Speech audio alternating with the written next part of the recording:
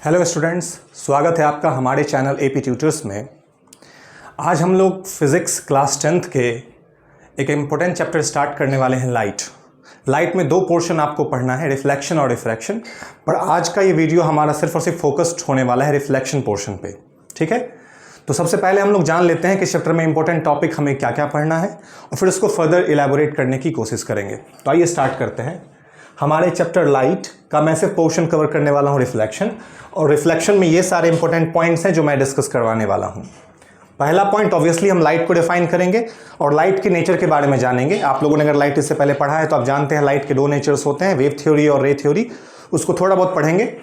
Then reflection of light, यानी कि light का जो रिफ्लेक्शन का फिनोमेना है जिस पे बेस्ड ये पूरा चैप्टर है वो स्टडी करेंगे। उसका तीसरा टॉपिक हम पढ़ने वाले हैं reflection of light by a plane mirror, जिसमें प्लेन मिरर में फॉर्म होने वाला इमेज भी हम पढ़ने वाले हैं। तीसरा टॉपिक हमारा होने वाला है characteristic of image form by plane mirror. अगर हम प्लेन मिरर में फॉर्म होने वाले इमेज के बारे में पढ़ेंगे तो ऑब्वियसली हम उसके कैरेक्टरिस्टिक के बारे में ज़रूर पढ़ेंगे। ये पूरा chapter formation of image by a mirror and it's characteristic पे बेस्ड है, और उसके बाद जो बच जाता है वो सिर्फ न्यूमेरिकल ही है। तो नेक्स्ट टॉपिक हमारा आ जाता है लॉज ऑफ रिफ्लेक्शन। ऑब्वियसली अगर किसी सरफेस पे रिफ्लेक्शन हो रहा है तो लॉज को, एक पर्टिकुलर लॉज को फॉलो ज़रूर करता है, तो उसे हम यहाँ पढ़ेंगे सॉरी। देन नेक्स्ट टॉपिक हमारा होगा स्फेरिकल मिरर, जो कि इस चैप्टर का सबसे बड़ा पार्ट है। स्फेरिकल मिरर आप जानते हैं दो टाइप का होता है, कॉनकेव, कॉन्वेक्स, ये सब भी हम डिटेल में पढ़ने वाले हैं। And then image form by spherical mirror, जो कि टोटल 8 काइंड ऑफ इमेज हमें पढ़ना है। 6 kind of image in concave mirror और 2 तरह का इमेज हम पढ़ने वाले हैं कॉन्वेक्स मिरर में। और last but not the least numerical problem. और न्यूमेरिकल प्रॉब्लम इस चैप्टर का सबसे बड़ा सेक्शन होगा, जिसका वीडियो मैं सबसे लास्ट में बनाऊंगा, और वो वाला वीडियो सबसे लंबा होगा। तो मैं स्टार्ट करने वाला हूं इस चैप्टर को, और मेरी कोशिश ये होगी कि एटलीस्ट स्फेरिकल मिरर से पहले तक की टॉपिक को मैं इस वीडियो में कवर कर लूं। नेक्स्ट वीडियो में मैं आपको स्फेरिकल मिरर और उसमें फॉर्म होने वाले इमेज के बारे में बताऊंगा, और उसके बाद वाले वीडियो में हम लोग न्यूमेरिकल के बारे में पढ़ेंगे। तो टोटल 3 वीडियो में मैं इस चैप्टर सिर्फ लाइट के रिफ्लेक्शन वाले पोर्शन को कंप्लीट करवाने वाला हूं। तो आइए स्टार्ट करते हैं। तो जैसा कि मैंने कहा था, हमारा पहला टॉपिक है लाइट, और लाइट का सबसे पहले हम डेफिनेशन से स्टार्ट करेंगे। लाइट का डेफिनेशन क्या होता है? The form of energy which enable us to see things around us. जैसा कि आप अभी मुझे देख पा रहे हैं, अगर आप इस व्हाइट बोर्ड को गौर से देखें तो पीछे में मुझे आपका मेरा एक परछाई बनता हुआ दिख रहा होगा। इससे आप ये समझ पा रहे होंगे कि मेरे फेस पे एक पर्टिकुलर डायरेक्शन से लाइट आ रही है, और उस लाइट के कारण आप मुझे इस वीडियो में देख पा रहे हैं। अगर मैं इस वीडियो का लाइट ऑफ कर दूं तो ऑब्वियसली आप मुझे नहीं देख पाएंगे, और अगर कैमरे में कुछ ज़्यादा क्वालिटीज़ होगी तो थोड़ा बहुत ये मुझे अंधेरे में देख लेगा, बट अगर इसमें कोई IR सेंसर और ऐसा कुछ नहीं है तो मुझे ये अंधेरे में नहीं देख सकता। यानी ये क्लियर है कि लाइट एक ऐसा फॉर्म ऑफ एनर्जी है जिसके कारण हम चीज़ों को देख पाते हैं। That's why simple definition, the form of energy which enable us to see things around us is called light. Simple. तो लाइट एक एनर्जी का ऐसा फॉर्म है जिसके कारण हम चीज़ों को देख पाते हैं, एज सिंपल एज दैट। तो सबसे पहला पोर्शन हम इस चैप्टर में पढ़ने वाले थे लाइट के बारे में। अब लाइट के बेसिस पे इस दुनिया में जितनी भी चीज़ें हैं वो 2 टाइप की होती हैं, या तो वो ल्यूमिनस ऑब्जेक्ट हो सकता है या फिर नॉन ल्यूमिनस ऑब्जेक्ट हो सकता है। मैं इनके डेफिनेशंस को यहाँ लिखने वाला नहीं हूँ, जो चीज़ें बहुत ज़्यादा इंपॉर्टेंट नहीं है मैं उनके ऊपर ज़्यादा फोकस्ड करने की कोशिश नहीं करूँगा। तो मैं स्टार्ट करता हूँ यहाँ पे लाइट के बेसिस पे ऑब्जेक्ट को क्लासीफाई करने की। लाइट के बेसिस पे ऑब्जेक्ट 2 टाइप के होते हैं। पहला होता है ल्यूमिनस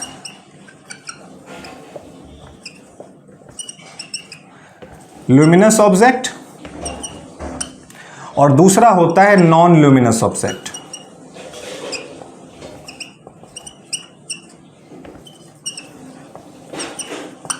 तो ये 2 तरह के ऑब्जेक्ट होते हैं on the basis of light.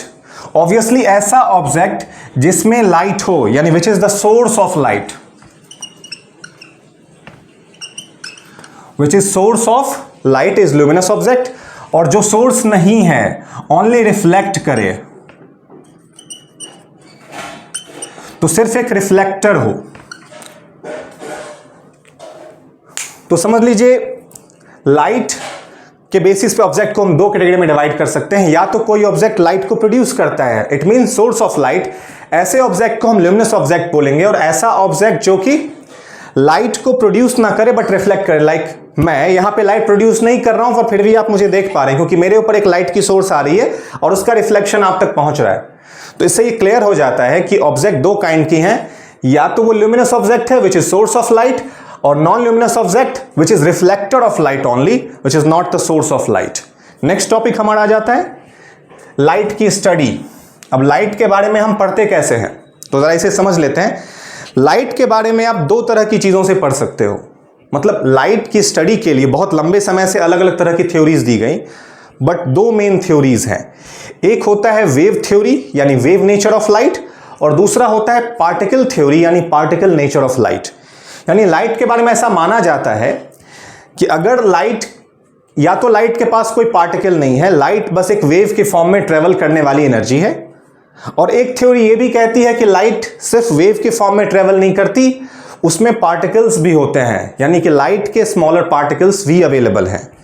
तो मॉडर्न थ्योरी में हम क्या करते हैं, ये मान के चलते हैं कि लाइट वेव थ्योरी को भी सपोर्ट करता है और लाइट पार्टिकल थ्योरी को भी सपोर्ट करता है। ठीक है, तो लाइट को हम दोनों बेसिस पे पढ़ने की कोशिश करते हैं, पार्टिकल थ्योरी से और वेव थ्योरी से। पर इसके बारे में हमें डिटेल में नहीं जाना है। आप में से जो स्टूडेंट फ्यूचर में साइंस लेने वाले हैं और उनका वास्ता फिजिक्स से पढ़ेगा, तो वो फिर डिटेल में इसके बारे में पढ़ेंगे कि what is wave theory of light and what is particle theory of light. फिलहाल ये हमारे लिए बहुत ज्यादा इंपॉर्टेंट नहीं है। ल्यूमिनस और नॉन ल्यूमिनस ऑब्जेक्ट के बाद जो नेक्स्ट टॉपिक लाइट में इंपॉर्टेंट हो जाता है, वो आ जाता है reflection of light. Obviously light अगर प्रोड्यूस हुआ है, जैसे कि कहीं से लाइट आ रही है, मेरे ऊपर टकरा रही है, टकरा के जब ये वापस इस कैमरे पे जा रही है तो आप मुझे देख पा रहे हो। यानी कि किसी भी ऑब्जेक्ट को देखने के लिए लाइट का रिफ्लेक्ट होना बहुत जरूरी है। फॉर एग्जाम्पल, अगर यहां पे ये एक ऑब्जेक्ट है, मान लीजिए, यानी कोई इंसान है, और इसके ऊपर ये सन है जिससे लाइट आ रही है। ओके, तो यहां से सन से लाइट आएगी, और यहां पे कोई दूसरा ऑब्जेक्ट होगा जो इस आदमी को देख पाएगा। तो देखने का ये क्राइटेरिया है कि लाइट डायरेक्ट इस आदमी तक नहीं आना चाहिए, उसकी कोई जरूरत नहीं है। लाइट उस ऑब्जेक्ट तक जाना चाहिए जिसे आप देखना चाहते हो, और उससे लाइट टकरा के आप तक आनी चाहिए। यानी कि जब भी हम किसी ऑब्जेक्ट को देख रहे होते हैं तो एक चीज कंटिन्यूसली हो रही होती है, जिसे बोलते हैं रिफ्लेक्शन ऑफ लाइट। इसलिए जानना जरूरी हो जाता है what is reflection of light. तो आइए स्टार्ट करते हैं रिफ्लेक्शन ऑफ लाइट को। मैं लाइट के डेफिनेशन को हटा रहा हूं यहां से, आप लोग हर एक डेफिनेशन को नोट करते जाएंगे, मैं जो भी डेफिनेशन यहां पे लिखवा रहा हूं। Okay, now next topic is reflection of light.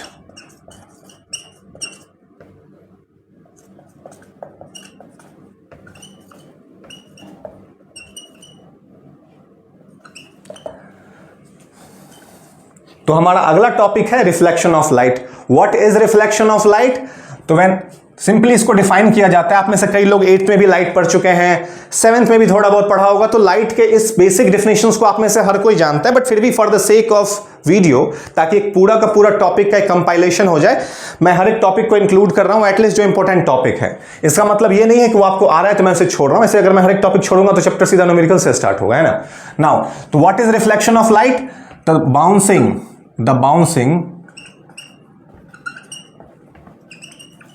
The bouncing back of light rays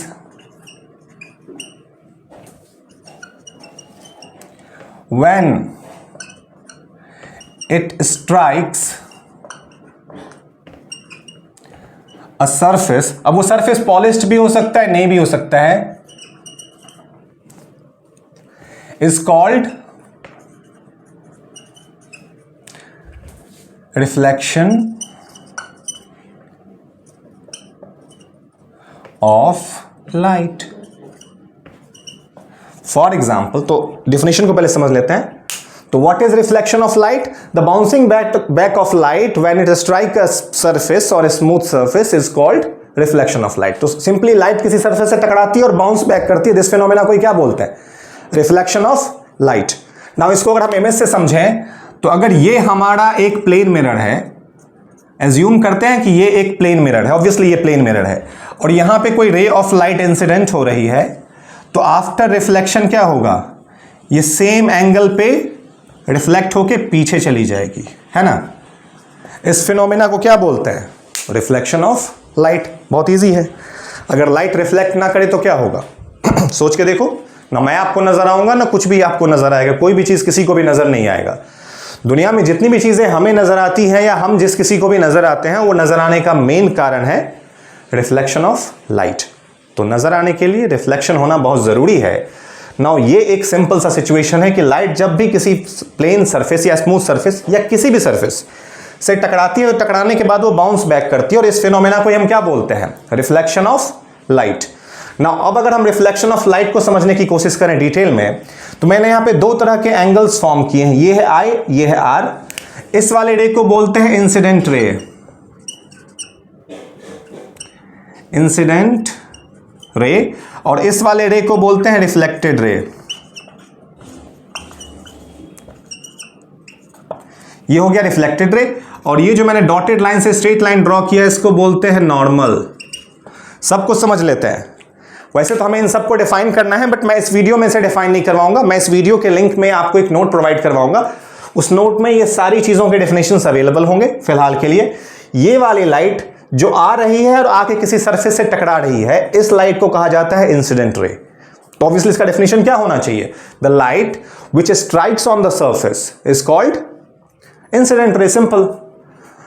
now इस वाले पॉइंट को, जिसे मैं यहां पे ओ लेट कर लेता हूं, जिस पॉइंट पे आके इंसिडेंट रे इस मिरर से टकराया है, उस पॉइंट को कहा जाता है पॉइंट ऑफ इंसिडेंस। यानी कि the point at the surface of mirror or any object at which incident light strike the surface is called point of incidence, simple. जिस पॉइंट पे कोई भी इंसिडेंट रे आकर के मिरर से टकराता है या किसी भी सरफेस से टकराता है, मान लो ये एक मैंने पॉइंट इस बोर्ड पे ड्रॉ कर दिया, और कोई भी लाइट कहीं से आए और इस पॉइंट पे स्ट्राइक करे, तो इसी पॉइंट को हम पॉइंट ऑफ इंसिडेंस कहेंगे, सिंपल। नाउ उसी पॉइंट से आफ्टर स्ट्राइकिंग द सरफेस रे बाउंस बैक करता है, तो वो जो बाउंसिंग बैक वाला रे है इसे हम बोलते हैं रिफ्लेक्टेड रे। इसे क्या कहा जाता है? Reflected ray. और इसी पॉइंट ऑफ इंसिडेंस पे अगर हम एक परपेंडिकुलर लाइन ड्रॉ कर ले तो उसे कहा जाता है नॉर्मल। नॉर्मल का मतलब किसी भी सरफेस पे ड्रॉ किया गया एक परपेंडिकुलर लाइन, या इमेजिन किया गया एक परपेंडिकुलर लाइन। ऐसा क्यों करते हैं?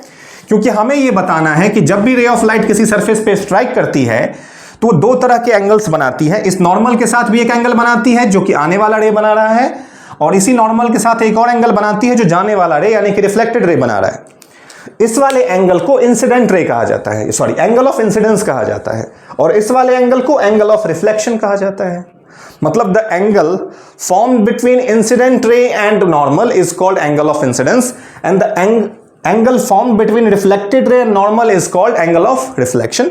आगे हम लॉज ऑफ रिफ्लेक्शन पढ़ने वाले हैं, जिसमें हम ये पढ़ेंगे कि angle of incidence is always equal to angle of reflection. Okay, फिलहाल के लिए आई होप आप लोग रिफ्लेक्शन ऑफ लाइट को समझ गए होंगे। ये वाला डायग्राम आप लोग ड्रॉ जरूर कर लीजिएगा।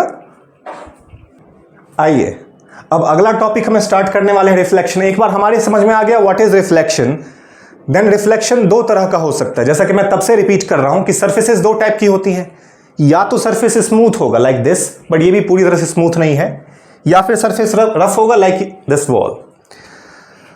तो रफ सरफेस पे reflection of light is different from reflection of light through smooth surface. Obviously जब आप मिरर में खुद को देखते हो तो आप अपने आप की एक इमेज देखते हो, मतलब मिरर में आपको आपकी इमेज नजर आती है, बट दीवार पे आपको आपकी इमेज नजर नहीं आती। तो कोई तो कारण होगा, जैसा कि मैंने कहा कि रिफ्लेक्शन किसी भी सरफेस से होता है, वो रफ सरफेस हो या स्मूथ सरफेस हो, रिफ्लेक्शन होगा जरूर। पर मिरर में हम खुद को देख पाते हैं, बट दीवार पे हम खुद को नहीं देख पाते हैं। इससे क्वेश्चन ये भी जनरेट होता है, जो मैं कई बार पूछता हूं, कि दीवार ऑब्वियसली इरेगुलर रिफ्लेक्शन कर रहा है और जो मिरर्स हैं वो रेगुलर रिफ्लेक्शंस कर रहे हैं, जिसके कारण हम उसमें खुद को देख पाते हैं। तो जरूरी क्या है? क्या रेगुलर रिफ्लेक्शन जरूरी है या फिर इरेगुलर रिफ्लेक्शन जरूरी है? कुछ लोग कई बार क्लासेस में ये बताने की कोशिश करते हैं कि सर रेगुलर जरूरी होगा क्योंकि इसमें चीजें लॉज को फॉलो करती हैं, और इरेगुलर में देख करके ऐसा लग रहा है कि कोई लॉज वगैरह फॉलो नहीं हो रही हैं या फिर उसमें कोई इमेज वगैरह नहीं बन रहा, तो जरूरी नहीं है। बट आप में से कई लोग इजीली गेस कर गए होंगे कि ऑब्वियसली दोनों ही टाइप के रिफ्लेक्शन जरूरी हैं। हम कुछ जगहों पे खुद का इमेज देखना चाहते हैं, बट दुनिया के हर चीज पे हम अपना इमेज नहीं देखना चाहते। मान लीजिए अगर मैं भी एक रेगुलर रिफ्लेक्टर होता, ये भी एक रेगुलर रिफ्लेक्टर होता, इस कमरे में अवेलेबल जितनी भी चीजें हैं सब के सब अगर रेगुलर रिफ्लेक्टर होती तो हर चीज में दूसरी चीज की इमेज बनती, और इसका मतलब है कोई भी ऑब्जेक्ट किसी दूसरे ऑब्जेक्ट को देख ही नहीं पाता, क्योंकि आप उसमें अपना इमेज बना रहे हैं, वो आप में अपना इमेज बना रहा है, और इस तरह से इमेज फॉर्मेशन एक इनफाइनाइट वे तक कंटिन्यू हो रहा है। कोई भी ऑब्जेक्ट कभी बन ही नहीं पा रहा, क्योंकि ऑब्जेक्ट दिखने के लिए जरूरी है कि एक इरेगुलर रिफ्लेक्शन वाला सरफेस हमें मिले। जैसे मिरर में आप मिरर को नहीं देखते हो, मिरर में आप ऑब्जेक्ट को देखते हो, क्योंकि मिरर रेगुलर रिफ्लेक्शन करता है। आपने कभी सैलून वगैरह में जरूर देखा होगा, जब एक मिरर दूसरे मिरर के सामने एकदम पैरेलल रखा जाए तो आपको सिर्फ मिरर ही मिरर नजर आने लगता है इनफाइनाइट वे तक। तो उस केस में आप कंफ्यूज हो जाते हो कि ऑब्जेक्ट क्या, क्योंकि एक ही चीज इतनी बार रिपीट होता है कि आप उसके बीच में डिफरेंशिएट नहीं कर पाते कि क्या ऑब्जेक्ट है और क्या उसका इमेज है। बट इरेगुलर ऑब्जेक्ट क्या करता है, इरेगुलर सरफेस क्या करता है, हमें यह बताता है कि हाँ ऑब्जेक्ट यही है, यहां पे रिफ्लेक्शन नहीं हो रहा ठीक से, मतलब ये इरेगुलर सरफेस है, मतलब ये ऑब्जेक्ट है। दैट्स वाई दोनों ही रिफ्लेक्शन इंपॉर्टेंट है और दोनों ही चूंकि लॉज ऑफ रिफ्लेक्शन को फॉलो करते हैं, दैट्स वाई दोनों होना पॉसिबल है ऑब्वियसली। तो what is regular reflection? Definition बहुत सिंपल है, if all the incident light are parallel and reflected rays are also parallel to each other in a reflection, then reflecting surface is regular. Simple. So what is regular reflection? The reflection in which all the reflected rays are parallel to each other. अगर simplest way में बोलना है, सबसे छोटा answer देना है, तो ये होगा कि the reflection of light in which all the reflected rays are parallel to each other. और ये इन सब के पैरेलल होने का एक ही कंडीशन है कि ये सब भी पहले पैरेलल होने चाहिए। ऐसा नहीं होगा कि ये सब पैरेलल नहीं था और फिर ये पैरेलल हो गया, तब रेगुलर रिफ्लेक्शन नहीं माना जाएगा। If all the incident lights were parallel and then all the reflected light become parallel after reflection, then obviously it is regular reflection, जो कि स्मूथ सरफेस पे होता है। नाउ रफ सरफेस पे क्या होता है, अगर आप गौर से देखो तो सारे इंसिडेंट लाइट तो पैरेलल टू ईच अदर हैं, बट रिफ्लेक्टेड लाइट कोई इधर चला गया, कोई इधर चला गया, कोई उधर चला गया, मतलब वो आपस में एक दूसरे के पैरेलल नहीं हो पाए। तो हम ये कह सकते हैं कि इरेगुलर रिफ्लेक्शन में all the reflected rays are not parallel to each other. Okay, कई बार ये कंडीशन हमारे सामने आता है कि रेगुलर रिफ्लेक्शन में तो देख के लगता है कि ये लॉज ऑफ रिफ्लेक्शन को फॉलो करता है, क्योंकि यहां पे angle of incidence is equal to angle of reflection. पर क्या ऐसा है कि इरेगुलर रिफ्लेक्शन में लॉज ऑफ रिफ्लेक्शन फॉलो ही नहीं होता? तो मैं आपको बता दूं, रिफ्लेक्शन का फिनोमेना किसी भी जगह पे हो, वो रफ सरफेस पे हो या स्मूथ सरफेस पे हो, ये फिक्स्ड है कि वहां पे लॉज ऑफ रिफ्लेक्शन जरूर अप्लाई होगा।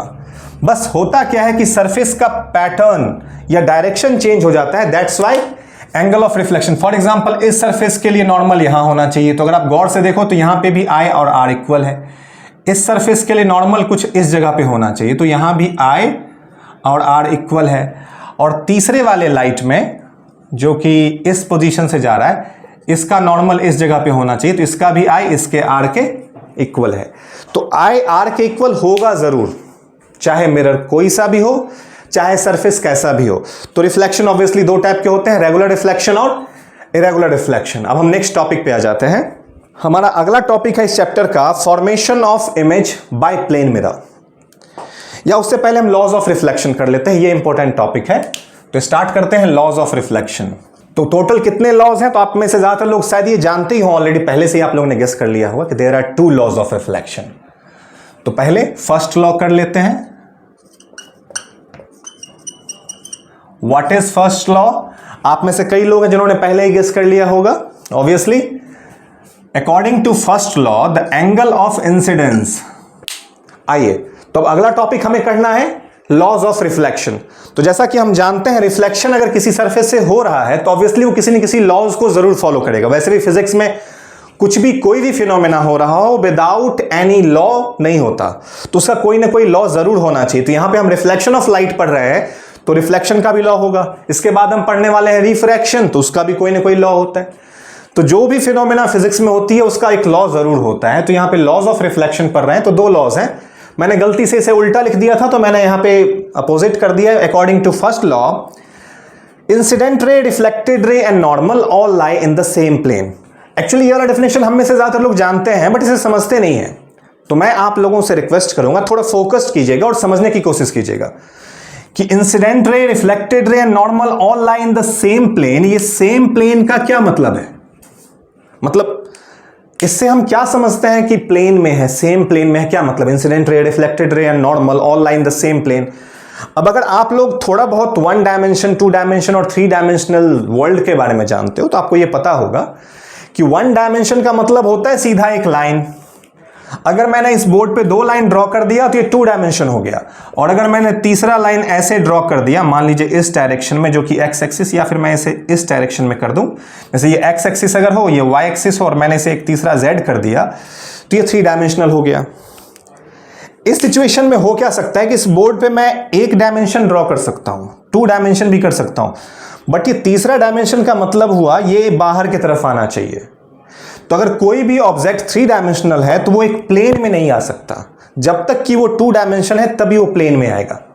तो प्लेन का मतलब आपका एक पेपर पे आप जो भी लाइन ड्रॉ करते हो, जो भी लिखते हो, जैसा भी इमेज बनाते हो, वो 2 डायमेंशनल ही है, क्योंकि वो पेज से ऊपर नहीं निकल आएगा, और जो पेज से निकल के ऊपर नहीं आएगा वो 2 डायमेंशनल ही रहेगा, पर जैसे ही निकल के ऊपर आ जाए वो 3 डायमेंशनल हो जाएगा। बट कई बार आप देखते हो कुछ इमेजेस जो देखने में ऐसा लगता है कि वो पेज से बाहर निकला हुआ है, बट होता नहीं है, तो उस इमेज को 3 डायमेंशनल इमेज जरूर बोलते हैं, बट वो 3 डायमेंशनल ऑब्जेक्ट नहीं होता।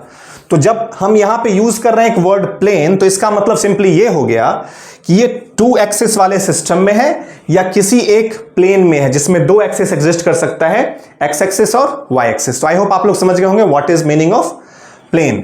और second law, the angle of incidence is always equal to angle of reflection. जब मैं आपको रेगुलर रिफ्लेक्शन और इरेगुलर रिफ्लेक्शन समझा रहा था, मैंने उसी समय आपको समझाया था कि जब भी रे ऑफ लाइट किसी सरफेस से रिफ्लेक्शन करता है, वो स्मूथ सरफेस हो या रफ सरफेस हो, वो लॉज ऑफ रिफ्लेक्शन को जरूर फॉलो करता है, और इसलिए हर बार angle of incidence is always equal to angle of reflection. This is second law of reflection. तो इसमें कोई खास कंफ्यूजन नहीं है। इनको अप्लाई करते हुए अब हमें इमेज फॉर्मेशन करना है। तो आइए अब अगला टॉपिक स्टार्ट करते हैं, formation of image by a plane mirror. Okay, चलिए अब अगला टॉपिक हमारा है formation of image by a plane mirror. अब प्लेन मिरर से इमेज फॉर्म्ड होना वैसे तो बहुत सिंपल है, हम सब जानते हैं। हम जब भी अपना इमेज या अपने आप को सजाते हैं या तैयार कर रहे होते हैं तो हम खुद को प्लेन मिरर में ही देखते हैं। तो प्लेन मिरर में जो इमेज फॉर्म्ड होता है उसके साथ हम लोगों का रिलेशन बहुत पुराना है, बट उसे एग्जैक्ट फॉर्म करने का तरीका हम लोग नहीं जानते हैं जब तक हम ये चैप्टर नहीं पढ़ते हैं। तो आइए मैं स्टार्ट करते हैं formation of image by a plane mirror. अब प्लेन मिरर से 2 तरह की इमेजेस फॉर्म करवाई जा सकती हैं। ज्यादा टाइम वेस्ट नहीं करते हैं बातों में, सीधा टॉपिक पे आते हैं। एक तरह का इमेज वैसा होगा जिसमें आप सिर्फ एक पॉइंट ऑब्जेक्ट का इमेज बनाते हैं, यानी कि वो कोई फाइनाइट ऑब्जेक्ट नहीं है, इस ऑब्जेक्ट को हम बस एक पॉइंट के सेंस में लेंगे।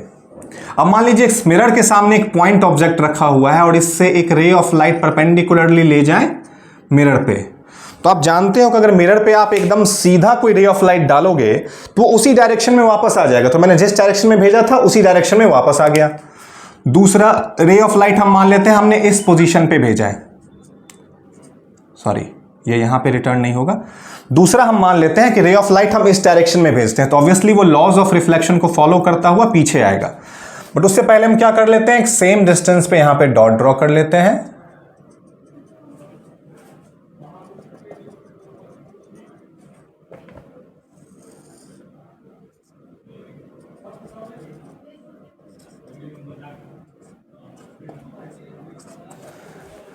अब देखिए जैसा कि आप समझ पा रहे हैं, ये रे ऑफ लाइट यहां पे गया और बाउंस बैक करके यहां पे वापस आ गया। ओके, तो मैं डिस्कस कर रहा था formation of image by plane mirror, और यहां पे सिचुएशन क्या है कि जब भी कोई रे ऑफ लाइट किसी पॉइंट ऑब्जेक्ट से परपेंडिकुलरली जाएगी मिरर पे तो वो सेम पाथ पे वापस आ जाएगी, और जब एक दूसरा रे हम किसी भी पर्टिकुलर एंगल पे ले जाएंगे तो वो जिस एंगल पे इंसिडेंट हुआ था उस मिरर पे सेम एंगल बनाता हुआ वापस आ जाएगा। अगर आप गौर से देखो तो अगर मैं इस वाले रे को पीछे की तरफ बढ़ाऊं और इसको आगे ले जाऊं तो ये दोनों कहीं भी मीट होंगे, ऐसा कोई चांस तो लगता नहीं है। मैंने आप लोगों को इमेज का डेफिनेशन नहीं बताया है, बट अगर मैं आपको इमेज के बारे में बताऊं तो इमेज तभी फॉर्म होता है जब भी कोई 2 रिफ्लेक्टेड रे किसी पॉइंट पे आके मिले और अपेयर टू मीट हो।